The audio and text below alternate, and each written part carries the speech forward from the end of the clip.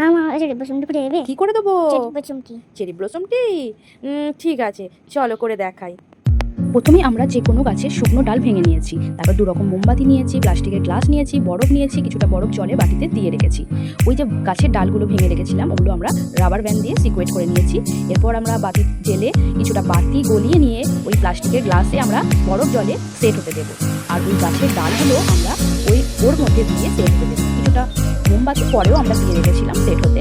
তারপরে এবার আমরা একটা পাত্রে মোমবাতি গলিয়ে আর একটা পাত্রে বরফ জল নিয়ে 4 আঙুল দিয়ে একবার মোমবাতি পাত্রে ডুবিয়ে আঙুল দিই আর বরফের জলে ডুবিয়ে আমরা 4 মিনিট ধরে কিছুটা ফুলে সেট দিয়েছি। আর তারপরে প্লাস্টিকের গ্লাসটা আমরা কেটে দিয়েছি। দেখো তো চেরি ব্লসম টি হয়েছে কিনা। রক্তিমের আবদারে চেরি ব্লসম টি আমাদের রেডি। দেখো, ভালো লাগলে তোমরা লাইক করবে, সাবস্ক্রাইব করবে।